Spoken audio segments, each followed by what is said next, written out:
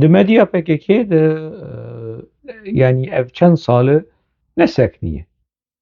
Êdîşîn li hemberî pedekêr, êdîşîn li hemberî malbata Barzanî, binemala Barzanî neseknî û ew ê nesekine.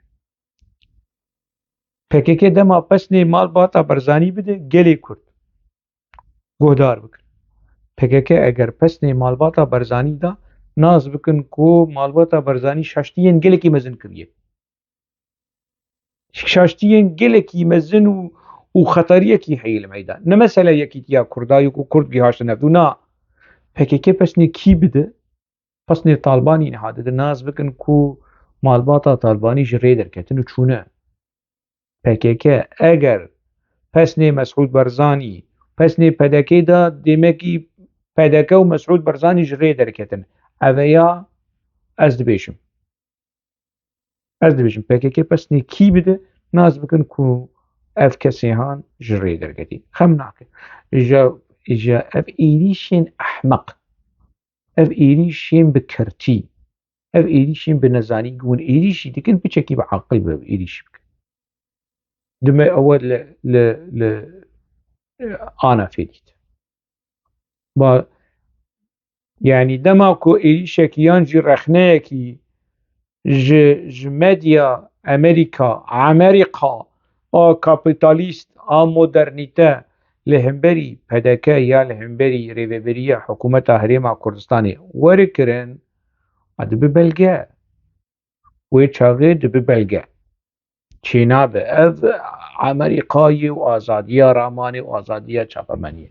Lê wexta eynî medya, eynî kovar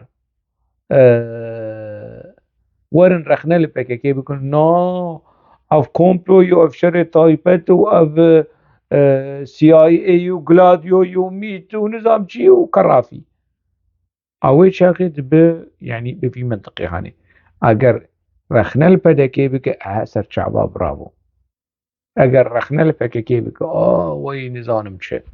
A bi vî ev cot standardê PKK û aqilmendê PKK û şîrovekar û şîrovekerê PKK. Ku çawa mesela bi dirûtî didin berhevdû. Eynî çîrok wextê ku medya Tirka rexne li PDK bike, êrîşî PDK û Barzanî bike, wallah medya Tirka êrîşî Barzanî kiriye û ev belge ye. Lê ev medya hanê werin rexne û êrîşî PKK û hate pê bike şerê taybet e. Ev dirûtiya hanê, ev nîfaqa hanê bê sînor di nava medya PKK de heye. Îja yani çi dibêjin? Dibêjin wallah malbata Barzanî li hemberî destkeftên Kurda. Çi kirî Barzanî çi kiriye? Barzanî referanduma ji bo serxwebûnê tê serhişkî kir û berdewam kir û hemû kes ji Barzanî gotin na û axwe kir û va Kurdistanê xistî vê rewşa metirsiyê. Kuro metirsiyê çi? Metirsiyê çi hey xwerî ser. Awa Kurdistan heye yani têkiliyên wê bi Amerîka li ser asta siyasî, têkiliyên wê bi Fransa, bi Brîtanya, bi Ewropa, bi Yekîtiya Ewropî resmî hemû çerçeveyê qanûnî de. Kêmasî hene şaştî hene gendelî hene binpêkirinê mafiyên mirova hene dewlet heye destkeft heye.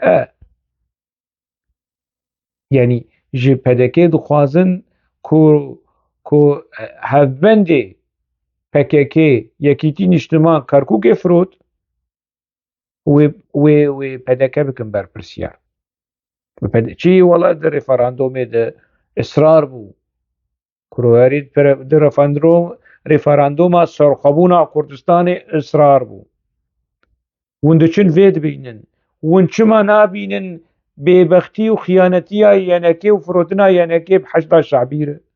Hûn çima xwe nabînin ku têkiliyê we bi behsa Iraqê li ser dema Sedam Hüseyin bi belge eşkere.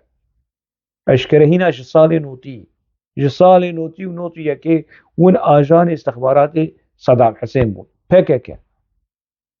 Hûn vê nabînin. Hûn wallah çi ye تيكليب صدام حسين رداني جبو ورن هوليري داگر كربن هاتن هوليري جي إيراني وجي يكيدين اجتمان دا باقش كرن شاش نشاش دناف خوده بون پروبلمی خود چاره سر کرن پلان چه کرن لحظ هاتن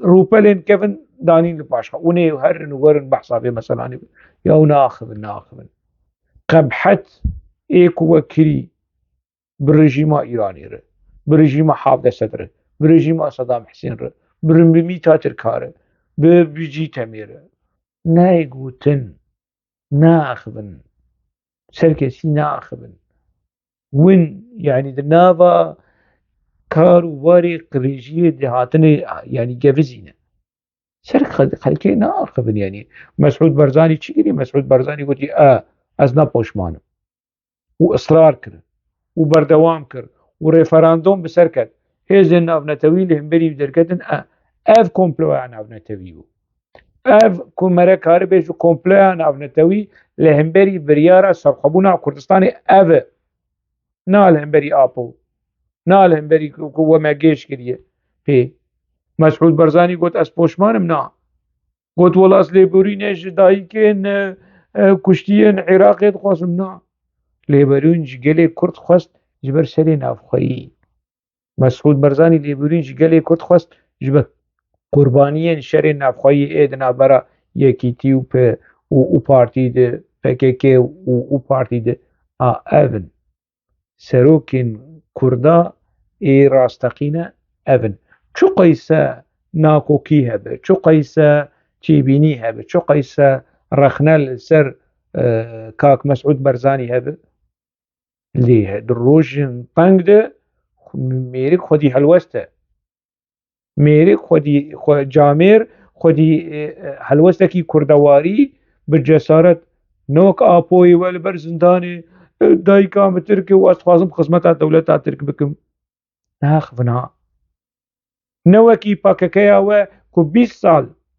جبو كردستانا سربخو آزاد و يكبوي حق واس الشهيد دان پشتیوی بجمره كومارا ديمقراطيك ونتويا ديمقراطيك مسعود برزاني حتى روجا ايروجي دبيجي كردستانا سربقا وآزاد نوكي مراد قرائلان بيجو والله دولة تاريبو وانا بيجو والله كردستانا كي آزاد ورزقارية نوكي وي وين دبيو ناخذن يعني نلسر مسعود برزاني نلسر غيري وي روشا و بنوى نشل يو بنوى كرافية إجا نتشن كبري خون هافيجن خلقي وجاو كبري أجي دافيجن ولوش خب عورجي ديك كو والله دسكفتين هريما كردستاني خستي خطرية جبر چيروكا ريفراندومي وبنمالا برزاني از دخيلي بنبانا عبد الله اوجلان بمكالا بكولن بنمالا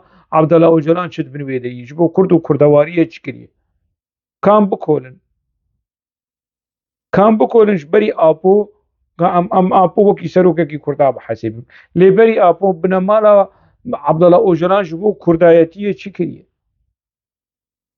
ناخذن بحثا بنمالا نكن بحثا عشيرة نكن بحثا نزانم كسين كو خدي كد ديروكا كرد وكردستاني دهي نكن يعني وين بفان كبري هاني لسرو شعبي قد خن وندرين رخنا بشيء خبرت كده يعني حد خده بن وأجر ورخنا جيكر بأخلاق وبأسلوب وببلغة وبمنطق رخنا بك لهيك والاي يعني حتى أزبيجم والاي PKK بمينة جبركو أصل وفصل PKK ولوي سر خاباندني سر دروا سر ببختية هاتي آباكرن حيفا حقواس الشهيد حيفا حقواس قرباني حقواس كد كو يعني أفري خصنا هاني بيليست ويعني خص آني في الروشة هاني